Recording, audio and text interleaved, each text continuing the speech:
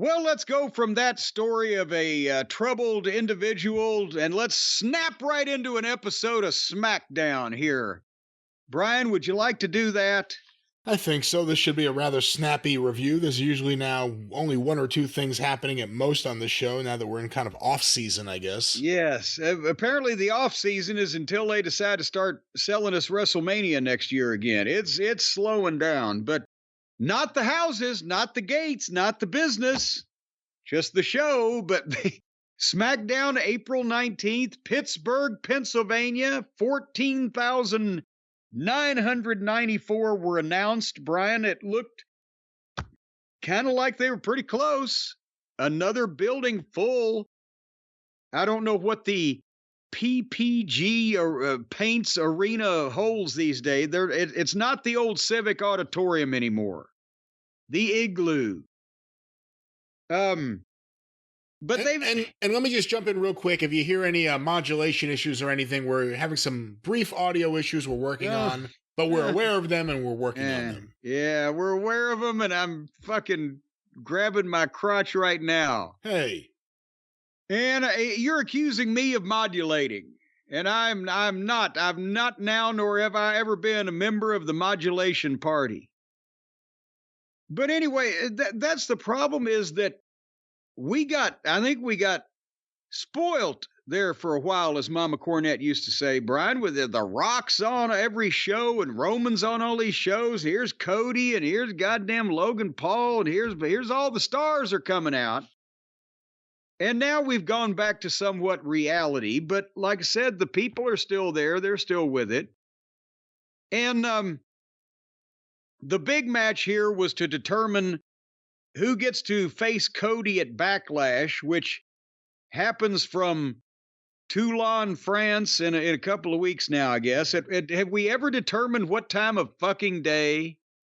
I believe it's at Ooh La La. Ooh La La, AM or PM? PM, I believe. But that's in the States, that's AM. Or is it? Well, I don't know when it's airing, but it's airing. Well, how do they determine whether they're ahead of us in time or behind us? If it's 12 hours, it could go either way. What is it? Is it Fastlane, WWE? Backlash. Backlash.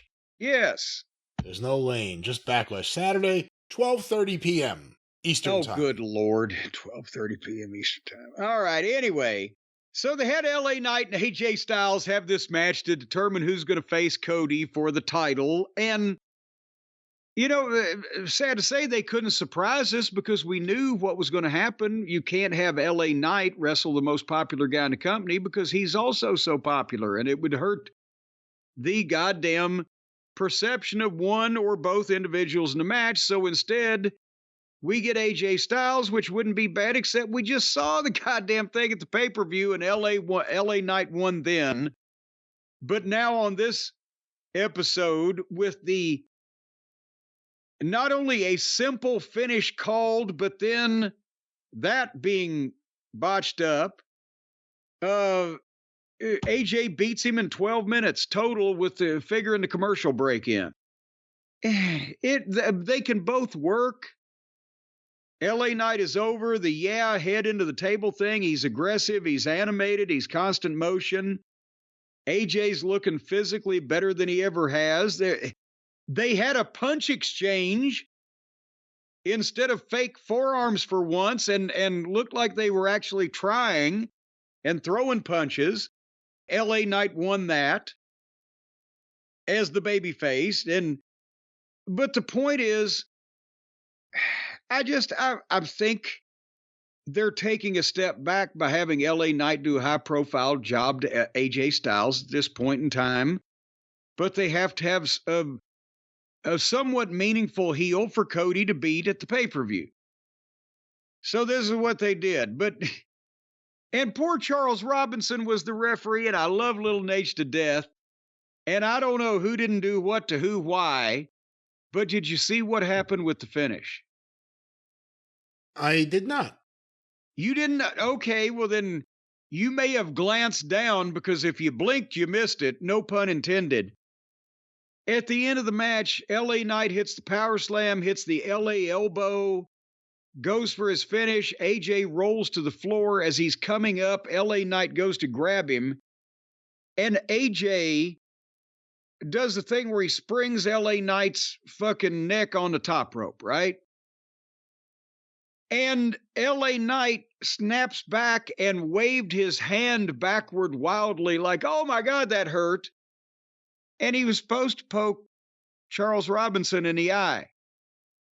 He swung all the way over Charles. I don't know. Charles was not in the right place. If LA Knight thought Charles was 6 inches higher, whatever the case, he swung his hand over his head, and the referee, Charles, just kind of turned away from it like, oh, geez, that narrowly missed me. I should now gather my thoughts for 3 or 4 seconds.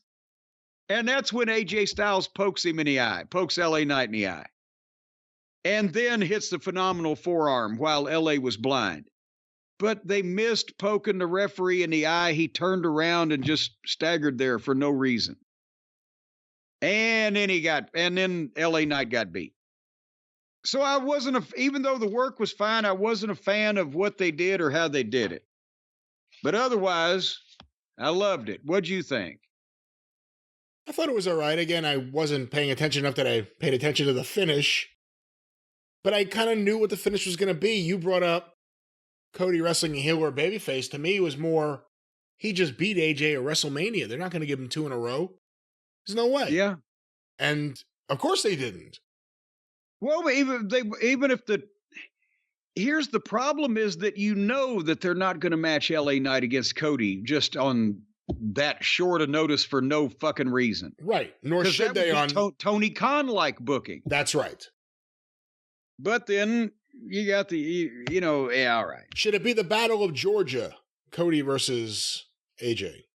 No, because Atlanta would kick the shit out of Gainesville. There's nowhere near close. You'd have to get some recruits or some backup. Reinforcements is what I'm trying to say, son. Recruits, okay. Recruits, reinforcements. Or we could recruit some Rossi people. That's yeah, we'd look. Can you? Okay, how about this? How about just so I can refer back to this. If we're not going to be sexist and everybody should have equal rights, what if he said we want to recruit boys, unattached, unaffiliated, unmarried boys between the ages of 13 and 30? Would that have got any more attention? By the way, unmarried. I mean, you would almost think it's implied no boyfriend, right? So it's like we just want someone who has no one else. And also, how many married 13-year-olds? Well, we're going back in time here with this subject. But we're going to go way back in time with the next subject. That's where that they had the package on Tama Tonga making his debut in the Bloodline. And then Solo and Tonga were in the parking lot. And there's Paul just looking like he's shitting himself. He's nervous. He don't know what this guy's an unknown quantity. He's a wild card. They could kill me at any minute. He's nervous around Solo. He's disturbed is what Paul is. He's doing this very well. But Solo introduces Paul to Tama Tonga as my MFT. And the way that they were saying it, that's why we talked about it earlier at the top of the show. I was assuming that this is some phrase or a nickname or what initials. This is something that's being used by the young folks. Most favorite tribesman. Oh, come on. You're just making that up now. Yeah. So are they. Well, I didn't know that they were just making some shit up. I thought this was a deal and I didn't know what it was. Oh, it's MFT. Well, fuck, that's going to be trouble. But now we know they're... My motherfucking... What? Tuffin. Tuffin. Motherfucking Tuffin. I will say this. I like the dynamic they have now where... Tuffin Tonga or Tama Tuffin? I like the dynamic where you could tell Heyman's horrified. Yeah. You could tell he knows all this is wrong. And you can tell that Solo knows he needs Heyman even though he's getting frustrated with him. Because he has seen how Heyman does his magic for Roman Reigns. Yes. This is the only intriguing thing on SmackDown right now. well, and we're back where we started from a little while ago. We're Bloodline. You tuned in to see the Bloodline, but I want to know what a goddamn MFT is. And then Solo, he's hugging Tamatonga or Tamatuffin. And I wonder if Tamatuffin is down with the muffin. And then Solo asks Paul if Kevin Owens is here. And he said, take me to him. And he's like, oh, we'll find him. And then off they go. So again, anyway, we've got now Roman, as we'll find out later on. Roman is starting to be viewed more charitably by the fans for they thank you, Roman, after Cody acknowledged Roman's reign, no pun intended. And now these guys are going into business for themselves, giving or doing things that are not ordered by the tribal chief. So originally we were going to have Rock and Roman, and one would have thought Rock would have been the babyface. But now, if we have Rock and Roman, I bet you that Roman will be the babyface, except do we get Rock and Roman because now they know that Rock and Cody is a much bigger money match than anything else. And the other thing is, as bad as it sounds, I don't know if Roman, even with all of this, would be an effective babyface. I think he's much better suited to be a heel. Yeah. Now, again, if WrestleMania is going to be Cody and The Rock, that leaves open the Royal Rumble, SummerSlam, or any other big event overseas. Would they do it there, or would they do it at WrestleMania? That's the question. Or, well, I don't know, because you would... I don't know. That's another one. Who's going to call the finish? Based on... You can't beat Rock before Cody gets him. But that would be Roman being beaten by Cody and then by Rock. So I think you almost have to do Rock and Cody first. This is probably a lot more thought than Tony Khan gives the entire 2-hour program he does on Wednesdays. Hey, Vince, at his peak as being a successful booker, booked Randy Savage and Hulk Hogan a year out. Yeah. WWE in the past has had a lot of success booking something a year out and getting there, specifically with the Bloodline stuff. Well, when I first got up there and got on the creative team in early 96, right? That's what Bruce told, oh, well, we used to book a year out. I'm like, well, fuck, why aren't we doing that anymore? Here we are, we're only 3 months out. And that was a goddamn national scandal that we were only 3 months out. Anyway, we're up next is Nick Aldis. And again, now we know what's going to go on here because they had to do the same thing on SmackDown they did on Raw. They got a table with a new set of belts that are covered up, and Aldis introduces Triple H to come out and give the new belts away. And you mentioned it on the Drive-Thru that we did just a few days ago. Are they overusing Triple H? With Aldis could have done this. And maybe they just feel like that it also reinforces Triple H's presence. We haven't seen enough of him yet because we want everybody to know that he's in charge. It's the new era, whatever. But to come out and give mid-card talent or interact with the mid-card guys in these segments, does that take the oh shit element off of Triple H coming out to do big stuff? I think it does, and I like Waller and Theory together. I think Theory and Waller are actually really good together as a smarmy douchebag heel tag team who act the way they do and seem to only get along with each other. I think that's really good, but still, Nick Aldis could have done this. Triple H should be out there for the big thing so that when he comes out there, it signifies it's a big thing. Yeah.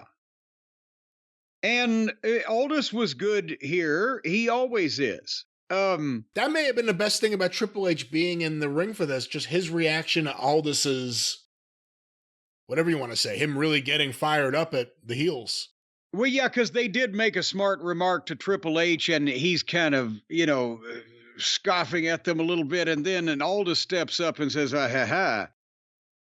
But these are now the WWE tag team title belts, not the SmackDown or Raw tag. Like the other tag team titles are the World Tag Team titles, and these are the WWE tag team titles, like they're single belts now, and nothing specific to SmackDown or Raw, because I guess they saw that was stupid, because then guys would just switch or whatever. But does there need to be two sets of every champion just because they got two programs? Wouldn't the champions be good as floaters so neither program gets too sick of them? But I digress. As I said, Aldis did a good job, and then they started a four-way for a title shot at these new belts. And if it was an indictment of the tag team division that I said it was on Raw the other night, is this any better? The Street Profits, the Heel Luchas, the New Crotch Republic, and AOP. I don't even care enough about AOP to give them a derogatory nickname. Nobody else does either. And that's the tag team goddamn universe here? Yeah, and that's the problem. Other than the Bloodline stuff, I've kind of been trained now that a lot of this stuff on the show, I got no reason to really watch it. And the Street Profits won. Imagine that, a babyface team won a title shot against the heel champions. But out of this bunch, they're by far the best, right? I have really enjoyed the Triple H era so far, especially the production, but it's been great so far. I think everything's firing on all cylinders. But I think he's starting to overdo it too with the multi-people matches. It's unnecessary. It's nonstop. Well, when you say he, and yes, the buck does stop there. Of course, the buck never stops with Tony Khan, neither one of them. But the buck stops with Triple H on creative over here, but he's not sitting there going, okay, I'm going to book a 4-team fatal 4-way match in Seg 5 or whatever. They've still got writers doing this, and I guess he's blessing it because, it's the way they do things, and he's got bigger fish to fry. But holy shit, again, it used to be the joke that you would, when you had no other idea whatsoever, you would award a title in a battle royal. Or when later on, as multiple person matches like this became a thing, let's just have a 4-way on some indie show somewhere for a shot at the title of the blah, blah, blah. But now they just do it. But I guess you got to fill that time up somehow, Brian. I guess you got to just fill that time up somehow, just like some people, Brian, fill up boxes just willy-nilly with nothing important, just taking up space, taking up weight. You'd hate to get a box of crumminess in the mail, wouldn't you?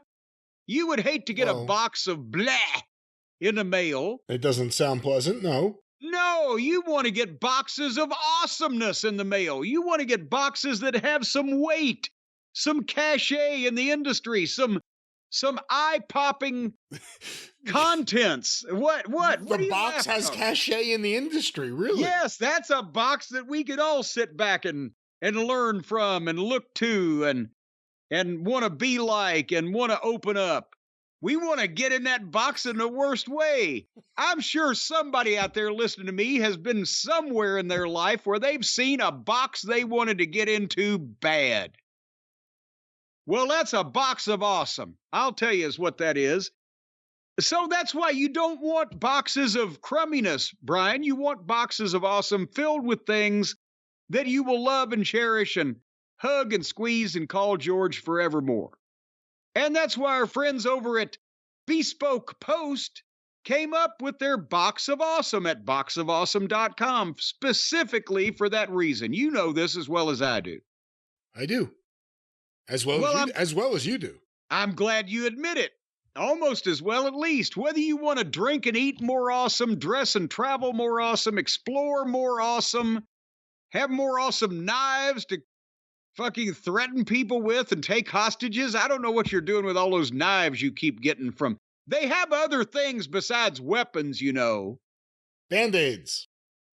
Well, and a person such as you, no wonder you're stabbing yourself in your office. I'm not stabbing myself. Don't say that. That's not what I'm doing. That was the words you used earlier in our break. I've stabbed myself. I was reaching for something and my hand, my finger hit something as I was reaching for something. Yes, you stabbed yourself on it. Well, but it wasn't self-inflicted. It wasn't like a Don LaPrade kind of situation. Who else was there? Somebody there fucking hitting you over the head and stabbing you while you weren't looking? You did it to yourself. It was self-inflicted. It's a tiny little cut in the tiniest of the little fingers. In your one-bedroom apartment. That's right. Folks, I'll tell you, you can get a 2-bedroom apartment this month in your box of awesome if that's what you're interested in, because what you do... No, you can't, but yes. Well, if it's on the list, you can. Because do you know right now that a 2-bedroom apartment is not on the list over at boxofawesome.com? I'm fairly certain there's no 2-bedroom apartment. Fairly certain. Well, that's not admissible in a court of law. Folks, you go to boxofawesome.com and you take the quiz and you tell them what different genres of things and that you have interest in. And then they release new items every month across a ton of different categories. And the ones that you pick, they send you items related to those things. It's free to join up. And when you become a member of an exclusive club that is free to join, you're going to have access to stellar discounts across a plethora of fine products that the people at Box of Awesome, actually, they curate and collate and confiscate these items from little small mom and pop businesses across the country and then give you massive discounts of like 30% or more. What's mom and pop going to do? They're old, they're retired, they got no muscle backing them up. It's a nice little shop there. It'd be the same if something happened to it. So Box of Awesome passes the savings on to you that they gain by extortion and or racketeering. And that way you can support these small businesses. 90% of everything that comes in your Box of Awesome is from a small up-and-coming brand or company, and they've got empty shelves now because Box of Awesome has taken everything. And they're going to give you more than what you bargained for at Box of Awesome because, Brian, you may know this, you're going to get a free mystery gift that's of something you have no idea what it is, and they may not either until they send it to you, and then, boy, you're going to get it. But a free mystery gift with your first monthly shipment when you sign up at boxofawesome.com and enter the code JCE at checkout. That means just on my initials alone, you get a free gift. Not only a free gift, but a free gift that's a mystery. You're going to look at this thing and you're going to say, what the fuck is that? And then you're going to be spending hours of fun Googling it, trying to figure out what the fuck it is, what it does, or what it eats. So that's boxofawesome.com. The code is JCE for a free mystery gift with your first monthly shipment using the code JCE at boxofawesome.com. And you don't have to get the knives like Brian. You can get cocktail items. You can get camping essentials. You can get smelly good stuff. You can get barbecue rub. You can get things to eat and to drink and to snort, for that matter. You can No, not for that matter. No, you can't. No, what? Well, it depends on what it doesn't depend on anything. No, you can't. You will not be getting anything to snort. If you can take some of this barbecue rub from the Great American Spice Company in Rockford, Michigan, and snort a line or two of that, I bet your goddamn sinuses will clear out in a hurry. Try that, Jericho. Yeah. And then trademark it. Anyway, boxofawesome.com. Promo code is JCE in case you're going to ask. That's right. Promo code JCE in case they ask. Well, they're not going to ask now because we just told them. So you need to know, JCE. Would you like to go back to SmackDown? Not really. Can we let's just jump in the time machine and smack down somewhere else. Oh, there's a little bit more. All there's another little bump in the road in the Bloodline saga here coming up. And they did a package on Rhea Ripley relinquishing her title, and we are still in mourning about that one. But basically, now that Paul earlier, Solo told Paul Heyman, we need to find Kevin Owens. Take me to Kevin Owens. Well, now Paul's telling Solo, I'm sorry we can't find Kevin Owens. We've looked everywhere. They're in an empty fucking room, right? And Solo's not happy. And Paul, again, is brilliant here as a performer. You know, when his mouth quivers and it sends the shock waves, sort of like the San Andreas Fault reverberating through Bakersfield on all those chins. And he's telling Solo that he's making decisions that he's not yet authorized to make. He's trying to tell this guy, look, you're not the tribal chief yet, and you're overstepping yourself. And Solo blows him off, won't hear it. They walk into the arena, and I'm loving the production. Again, if there was not a live shot going on, there'd be about 17 people at Gorilla trying to either jockey for position, ask questions, or just be seen to make sure everybody knows that they're working hard. But they go straight through to the ring for the live in-ring promo. And the one thing that I can criticize Paul Heyman for on a verbal level came in this promo. Do you know what it was he said that just made my asshole pucker? No. He was saying, well, you know, I'm a master politician of backstage manipulation and blah, blah, blah. And that was fine. But then he said this statement, and it sounded like he was speaking like Dave Meltzer. The Bloodline is the greatest act in the history of WWE. I would have bleeped that and find him. And I love Paul's promos. But no, don't say the greatest act. Like, what is this, vaudeville? In Birmingham at the Orpheum, they were the greatest act we ever booked. Oh, yeah, it was the Aristocrats. No, you don't say that. Paul's smart enough to not say that. I felt let down by him. See, the problem is he believes it. So it's easy to say something you believe in. I'm not saying that they aren't great or anything, but I think that's what it is. Well, but then he should say most dominant force. Or he could even say biggest box office attraction. He was the guy saying out loud that he wanted an Emmy for all this stuff, remember? Well, Sakura's under contract to Tony, Paul, so you're going to have to find yourself somebody else. Anyway, that's when the fans started chanting, we want Roman. And so they got something here, too. Whenever Roman comes back to fucking reclaim his tribal throne, the fucking stump of the coconut tree or whatever it is. So then Paul started kind of having a bit of a nervous breakdown, and Solo snatched the microphone away from him.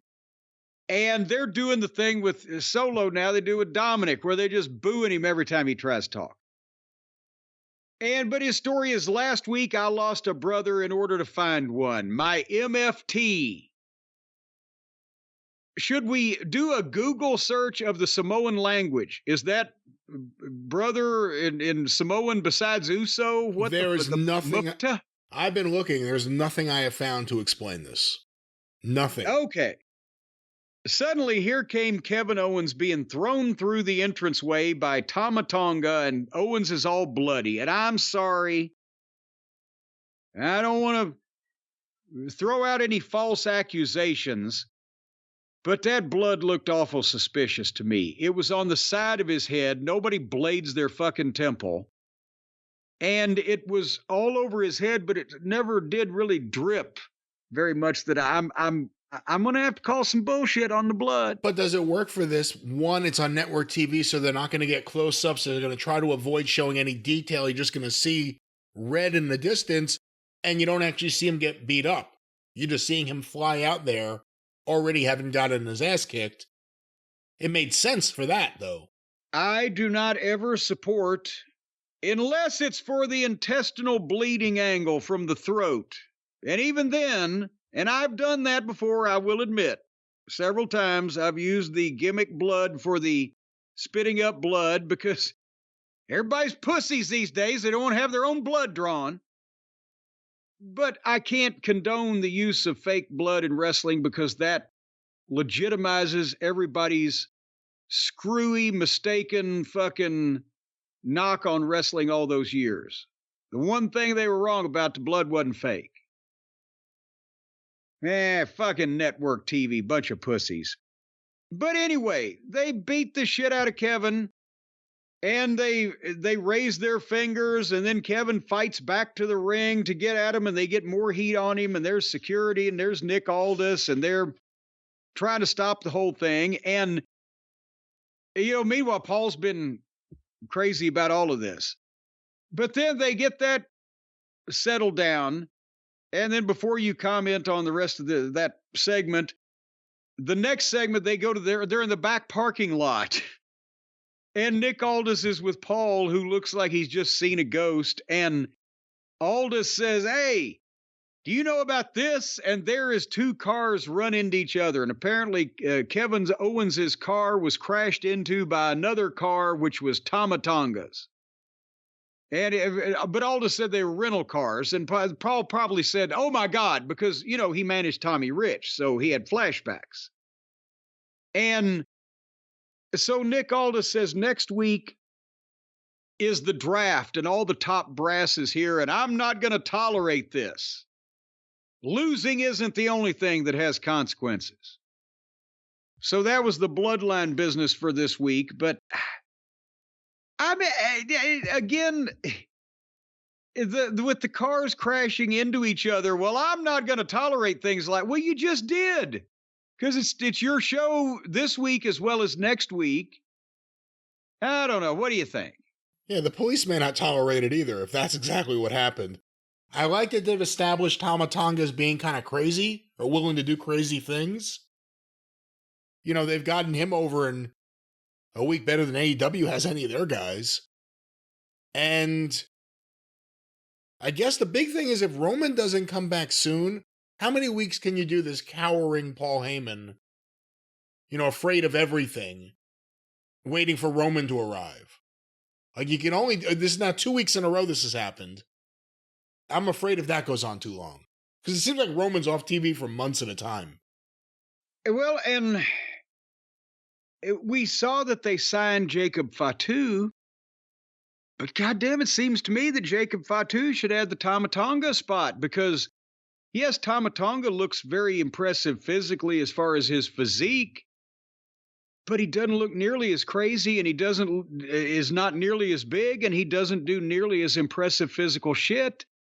So are they going to bring another crazy fucking Samoan in for the other side? But they haven't established who the other side is yet. We haven't seen Roman. We don't know who Roman's going to show up with to regulate all this. But Jacob Fatu better be a fucking heel. If Roman's going to show up to rein these guys in, Jacob Fatu would be great in that role. Otherwise, you have Roman, again, as a babyface against a heel bloodline. I don't know.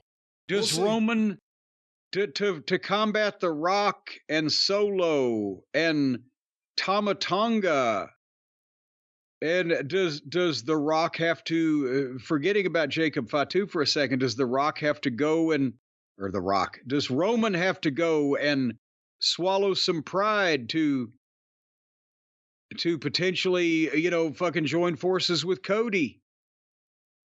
That would be interesting. But nevertheless. And by the way, I just saw a video earlier today, fan cam footage from WrestleMania when Rollins ran in as dressed like the Shield, went to hit The Rock with a chair. He can't walk. And when he took a bump, it was pretty, I don't want to say gross, but watching the way his leg moved when he hit the mat, he may not be back for a long time. It looks like he really messed up. His knees are really messed up. Well, remember I don't know whether he hurt himself anymore or whether he was already injured, because remember they had done the thing where Rollins had a knee problem leading up to WrestleMania. But then he had to announce he'd been cleared. So is he going to retroactively fix damage that had already been done? We'll see, but as the Bloodline turns, so does SmackDown. That was the end of SmackDown. But what else happened on SmackDown? It wasn't the end of SmackDown. That's what I said. That was the end of SmackDown. What else happened on SmackDown?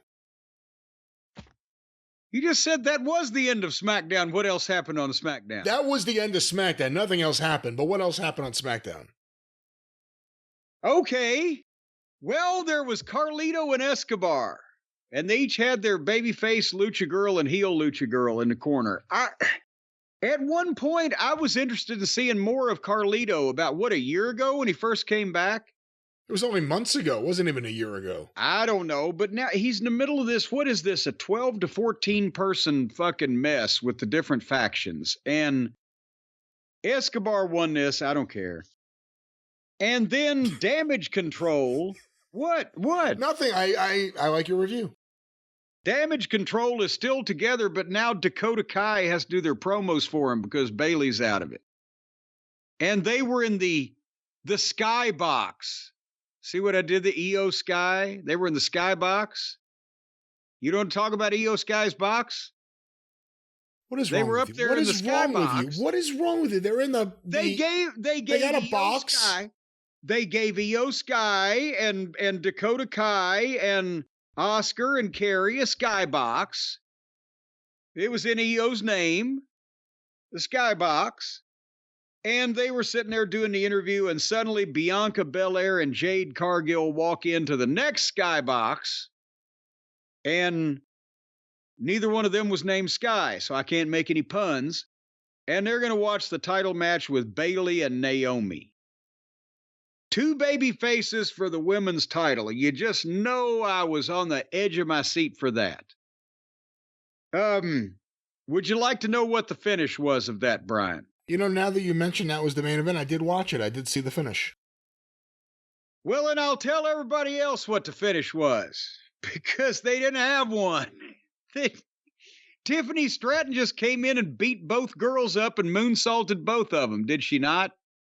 It was a beautiful moonsault, I have to say. That was perfect. It was a beautiful moonsault, but Tiffany Stratton came in, and we've established now the girls in the one Sky box, EO Sky's box, they're not happy with Bayley, so they wanted to see Bayley get shit kicked out of her by anybody, right? But we established that Jade Cargill and Bianca Belair were in the box just right next to them. And I guess, and they showed them afterwards, they didn't go anywhere, so are they friends with Naomi, but when somebody comes in and starts kicking a shit out of her from behind and having their way with her, they just sit there and watch and go, well, shit, I wish that wasn't happening right in front of me. They didn't make any move to do anything about it. They're in the Sky Box. What do you want them to do, zip line down? It's 150 feet? This shit went on for a while in the ring. They may have to take an elevator to get down. I don't know if there's stairs that are available from where they are. There looked like in the same shot as they were being interviewed in earlier, it looked like stairs that went right down to the goddamn floor. To me, that's standard in most arenas. It's something about the fire code. You got to have stairs to go up and down from the floor to the outside of the thing. Can't just, okay, we're up in the cheap seats, so if we want to get to the floor, we got a zip line. What? Just in case there's a fire. Mom, did you bring the goddamn parachute? They're not in the cheap seats. They're in the Sky Box, like you said. You don't just have an open entrance. Sky Box is all the way up there. That's in the cheaper seats, but they're more expensive. But it's farther. The point being, if it was your wife or mother and they were being assaulted by a fucking perpetrator. Hey, why's my wife or mother in the ring? I would say, why's my wife or mother in the ring right now? Well, nevertheless, if it was someone that you cared about and felt deeply about, would you have been able to get from that Skybox down to that ring by the time this assault was going on? The question is, do you run down there and lose sight of what's happening for a little bit? Or do you stand there and watch so you know everything that happened so you could testify? Motherfucker, if it's alleged to be my friend, I want to see the footage of that son of a bitch climbing over the front of the box and drop into the seats below to come get my ass. Fucking looking for the goddamn elevator. I couldn't find the signs. Where's security? I went to get my knife. Where's security? They could show them how to get down there. See? You know, SmackDown's a lot better when we have fun talking about it than actually talking about what happened on it. Can you imagine if they'd have seen Jade Cargill and Bianca Belair climbing over the front of that? Zip-lining down to the ring? Everyone would be talking about this. They climb over the front of the skybox and drop down to the fucking laps of the people below, and they fucking hop onto the goddamn stairs, and they run. No, you can come out the side door on them skyboxes and get on the fucking stairs. You're down there in 20 fucking seconds. Imagine there's some sort of cord, and Bianca tells Jade, hold on, and she uses her braid to, like, zip line down. It'll be on every single newspaper website there is. Yes, a newspaper website. Yes, they used to be called newspapers in the old days. Yes, grip tightly, they say, and off down the line they go. Loosen up your grip. That's the end of SmackDown, I believe. That's the end of SmackDown? That's, as far as I'm concerned, it is. That's the end of SmackDown. We hope you all enjoyed it. Jim, I think it's Do you know, I'll give you one more piece of trivia. Uh-oh. One more piece. It was just a few days ago was the anniversary. It was April something or other of 1999 when the first special episode of SmackDown debuted on, at that time, it was on UPN, right? The UPN network. And myself and Michael Cole were the hosts of that episode because they wanted to give it a different look than Lawler and JR. And now, 25 years later, I've spawned one of the most successful television programs in all of the history of wrestling. All because of me on that very first episode. That pilot episode that caused them to say, we'll take it. Just get rid of that guy. Yeah, well, no. Actually, Michael Cole asked me when we were doing the fucking commentary on it. He said, because he knew this was April, I was leaving July 1st to move back to Louisville. And he said, what's going to happen if they pick the show up? I said, well, you're going to find a new fucking partner to do it with, aren't you? Because I'm leaving. And they did, and he did. And I did. All right, well, that's the story of the origin of SmackDown.